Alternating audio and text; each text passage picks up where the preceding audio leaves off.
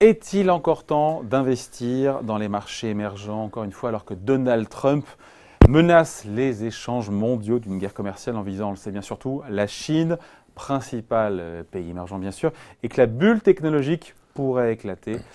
Cette question, on la pose à Laurent Saillard. Bonjour Laurent. Bonjour David. Journaliste au magazine Le Revenu, ça vous inspire ou pas? Alors, il est sûr en tout cas qu'on voit, comment dirais-je, le président Trump en bon professionnel de l'immobilier qu'il a été, mener ces négociations de façon un petit peu surprenante ou déroutante. On a l'impression qu'il joue les gros bras et qu'il bombe le torse, puisque après un certain nombre de menaces qui ont créé de vraies frayeurs sur les marchés, on a vu dans un premier épisode que finalement les pays alliés, notamment les pays européens, le Canada, le Mexique ou la Corée du Sud, étaient exemptés en partie ou en totalité de ces menaces de surtaxe à l'exportation. Et puis, dans un deuxième temps, on a vu finalement, avec un communiqué officiel de la Maison-Blanche, qu'il y avait des conversations constructives qui avaient pris place entre les États-Unis et Pékin. Et donc, c'est vrai que la tension a un petit peu baissé sur les marchés. On parle plus maintenant d'escarmouche que de guerre ouverte. Mais ça laisse effectivement une épée de Damoclès sur la tête des marchés financiers, parce que ce qui fait le plus peur, effectivement, c'est les réactions en chaîne que ça pourrait provoquer. Parce qu'il ne faut tout de même pas oublier que, même si la Chine donc, est le principal pays émergent, donc c'est quand même là le premier visé, notamment sur les sujets de propriété intellectuelle que brandit Trump, c'est aussi quand même des pays qui, certes, ont évolué. Ce ne sont plus uniquement des fournisseurs de matières premières, des fournisseurs d'énergie, des fournisseurs de l'atelier du monde. C'est aussi des grands pays qui se sont construits un marché intérieur. Enfin, ils restent très exposés au dollar, notamment via leur dette, la dette qu'ils émettent. Et puis aussi, ils sont quand même très dépendants des exportations. Malgré tout, elles ne peuvent pas se concentrer uniquement entre les pays émergents. Alors, ce qui a focalisé l'attention, bien sûr, ce sont ces menaces de guerre commerciale, même si ça s'est largement dégonflé, notamment sur l'Europe. Sur l'Europe, là, pareil, il avait bombé le torse, comme vous disiez, mais derrière, il y a eu des exemptions quasiment pour tout le monde, même s'il y a eu un accord qui était passé avec la Corée du Sud.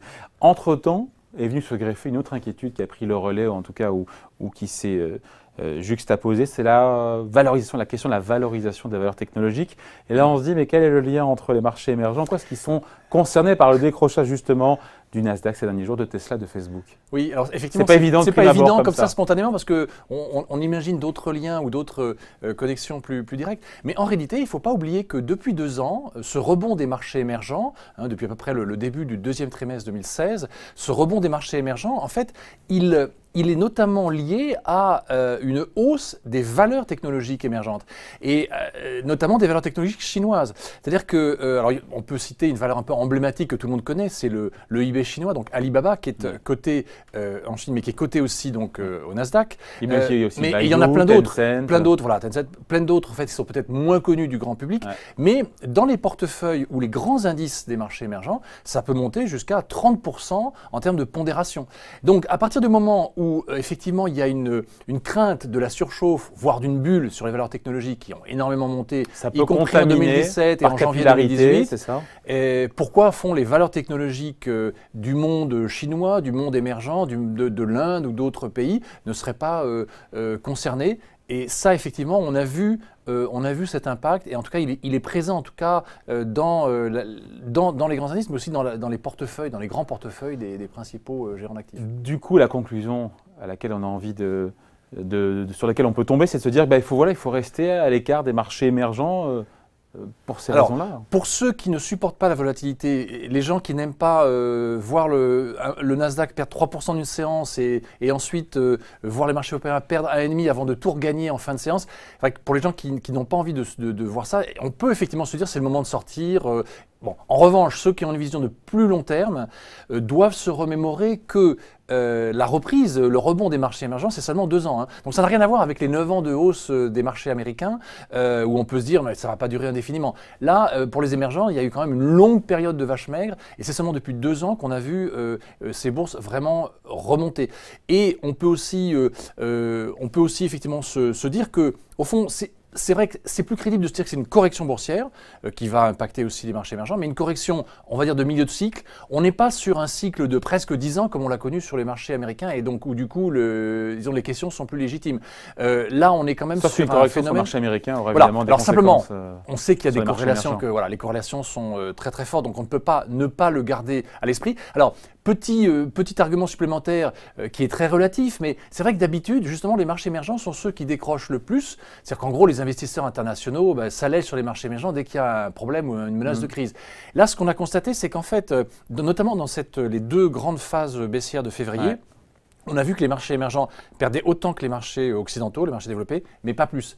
Donc c'est quand même un indicateur, parce que ce qu'il faut effectivement garder à l'esprit... Et quand ça remonte, est-ce que ça remonte plus? Et alors, quand ça remonte, ça remonte pas forcément plus, mais il faut garder à l'esprit que c'est quand même là que ça se passe, notamment surtout en Asie, hein, avec un pays emblématique un peu comme l'Inde, alors le FMI dit qu'il aurait peut-être la plus grosse croissance du PIB du monde entier l'an prochain. C'est un pays qui en plus est moins ouvert à l'extérieur, moins soumis aux exportations, aux échanges mondiaux, donc qui peut être... Mais c'est quand même... Alors, il semblerait que dès 2018, ils viennent d'ailleurs prendre la place de la France dans les 5 premières places des principales économies mondiales. Et bon, en plus, les statistiques indiennes sont peut-être plus crédibles que les statistiques chinoises. Donc, quand ils annoncent, ils étaient longtemps à 9%, là, on serait plutôt entre peut-être 6-7%. Ça reste effectivement crédible. Un pays un petit peu plus démocratique aussi, plus éduqués, et donc il y a un certain nombre de facteurs qui font que ça plaît aux investisseurs. Donc voilà, c'est un des 2 piliers, sachant que la Chine reste évidemment un grand... Dans les indices et les portefeuilles, on va de 20 à 30% en termes de pondération pour la Chine. Ouais, forcément, ça reste un élément le monde émergent important. Donc plutôt une correction boursière de milieu de cycle que la fin, on va dire, d'un marché haussier. Sur les marchés émergents, on est dans un cycle qui a démarré en mars-avril 2016. Voilà, on n'est pas sûr forcément que l'histoire soit terminée. Donc conclusion, on dit quoi en conclusion alors?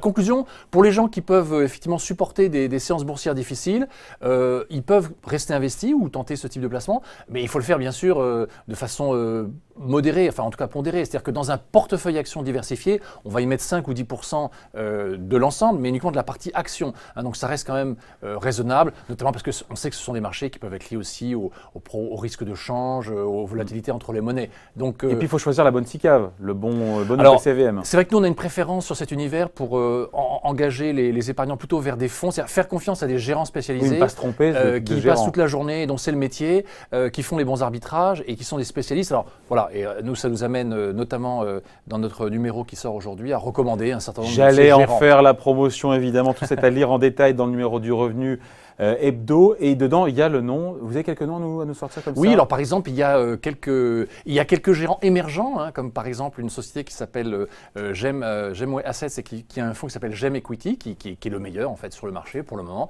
sur 3 ans, sur 5 ans, sur 1 an. Il fait combien? Au dos bouillé. Hein. Alors ça a un petit peu perdu ces derniers jours, mais en gros il gagne encore 10 à 15% sur 1 an, et puis il est aux alentours de 50-55% sur 5 ans. Donc ce sont des bonnes performances, et ça peut remonter effectivement très vite. C'est notamment un des gérants qui avait qui avait su jouer la hausse des valeurs technologiques asiatiques au bon moment, hein, puisqu'en fait c'est quand même l'Asie qui tire le plus, moins que l'Amérique du Sud où il y a des incertitudes sur le Brésil. Voilà, on a un univers qui est très, très différencié, très hétérogène. Pour en savoir plus, tout ça est à retrouver dans le nouveau numéro qui vient tout juste de sortir, qui est tout chaud en kiosque, du revenu. Voilà, merci Laurent Saillard. Merci David. Bon week-end.